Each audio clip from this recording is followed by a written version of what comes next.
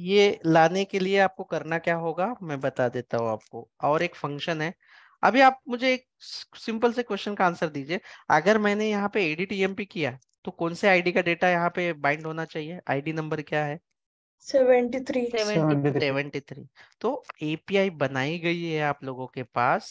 API है कि आप सिर्फ आईडी से ही डेटा ले सकते हो।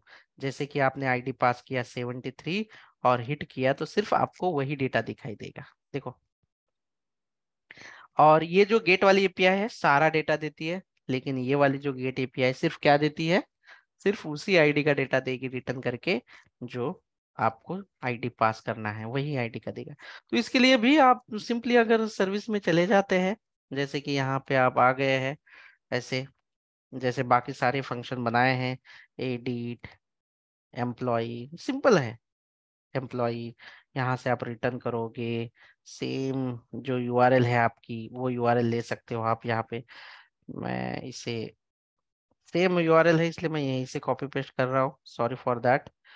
तो http अब यहाँ पे आईडी के लिए आपको क्या करना है? यहाँ पे कौन सा फंक्शन है? ये मेथड देखिए यहाँ पे कि एडिट के लिए कौन सा, गेट के लिए कौन सा फंक्शन है यहाँ पे आपका? कौन सा फंक्शन है यहाँ पे गेट के लिए? गेट। गेट। तो यहाँ पे एडिट नहीं बल्कि मैं लिख देता हूँ गेट एम्प्लॉय बाय आईडी। ठीक है। और यहाँ पे मैं पास कर देता हूँ आईडी कोलन नंबर और गेट लिख देता हूँ। और ये जो यूआरएल बोली गई है वही यूआरएल हम यहाँ पे डाल देते हैं। देखो। बस वो जो बटन है, ये जो मैंने यहाँ पे सर्विस में लिखा है एम्प्लॉय में आने के बाद यहाँ पे जो एडिट वाला है, ये मैं यहाँ पे लिख देता हूँ। वो फंक्शन को जो है कॉल कर लेते हैं, EMP service dot get employ by ID. और यहाँ पे हमने आईडी पास कर लिया same as it is delete के जैसा है। और सब्सक्राइब कर दिया। यहाँ पे जो भी रिस्पॉन्स आएगा वो रिस्पॉन्स मैं यहाँ पे कंसोल डॉट लॉग में डिस्प्ले कर दूंगा। That's it. और ये जो एडिट ईएमपी है वो मैं बाइंड कर देता हूँ। अरे पहले से ही बाइंड किया हुआ है मैंने, ऐसे। तो ये करने के बाद ये जो डेटा आता है आप लोग मुझे ये बताएंगे कि यहाँ पे मैंने क्लिक तो कर लिया है, ये वाला जो है मैंने एडिट पे जो है मैंने क्लिक कर लिया है, डेटा भी आ जाएगा। आप कंसोल में देखोगे, कंसोल में अगर आप देखोगे तो यहाँ पे आपको वो जो डेटा है ऑब्जेक्ट का वो दिखाई देगा। आ गया वो डेटा जो अभी मैं आकाश पे क्लिक कर देता हूँ तो आकाश का डेटा आपको दिखाई देगा। दिख रहा है आपको आकाश का data? Yes sir. Yes sir. Aakash का जो डेटा है वो आपको दिखाई देगा, वही डेटा। लेकिन वो यहाँ पे कंट्रोल्स में दिखाई दे रहा है क्या आपको? No sir. हाँ, तो मुझे आप लोग एक बात बताइए कि किसी भी फॉर्म ग्रुप के ऑब्जेक्ट को अगर डेटा सेट करना होगा तो क्या करते हैं? और मेरा जो वो वहां पे एम्प्लॉय लिया है उसका नाम क्या है? ऑब्जेक्ट है जो फॉर्म पे दिखाई दे रहा है, वहां से डेटा लेन देन कर रहा है, उस ऑब्जेक्ट का नाम क्या है फॉर्म पे? ये देखो यहाँ पे फॉर्म ग्रुप को मैंने क्या बाइंड किया हुआ है। ये फॉर्म पे जाके देखो मैंने क्या बाइंड किया है। क्या बाइंड किया है वहां पे, क्या ऑब्जेक्ट है? एम्प्लॉय। एम्प्लॉय।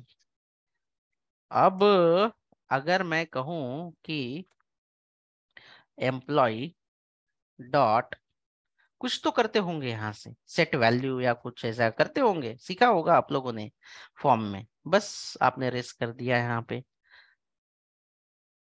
यानी कि जो रिस्पॉन्स में डेटा आया है वो बाइंड हो जाएगा।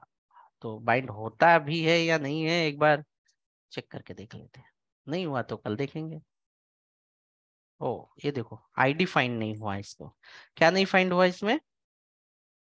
आईडी। आईडी फाइंड नहीं हुआ इसलिए। तो आईडी फाइंड इसलिए नहीं हुआ क्योंकि हमारे पास ये फॉर्म में कहीं पे भी आईडी लिया हुआ है क्या बाइंड करने के लिए? मतलब यहाँ पे इनपुट तो है, नहीं लास्ट सर। नेम भी है। तो फिलहाल के लिए आईडी के लिए एक अलग सा हैक है। फिलहाल के लिए मैं इस फॉर्म में आईडी ले लेता हूँ एज ऑफ नाउ।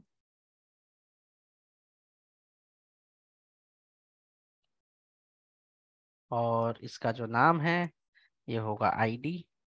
यहाँ पे भी जो है जरूरी नहीं है कि यहाँ पे दिखाया जाए, तो बट ठीक है मैं ले लेता हूँ। कहाँ पे लेना पड़ेगा और एक चीज आपको यहाँ पे, ये जो फॉर्म बनाया हुआ है यहाँ पे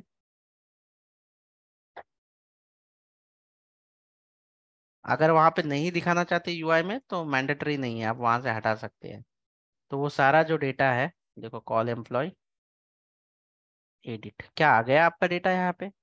अब मैं दादू पे करता हूँ तो दादू का डेटा आ गया है, आ रहा है, देखो।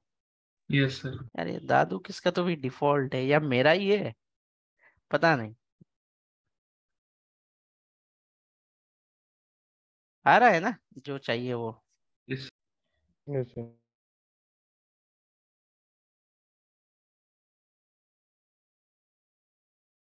That's it. आपको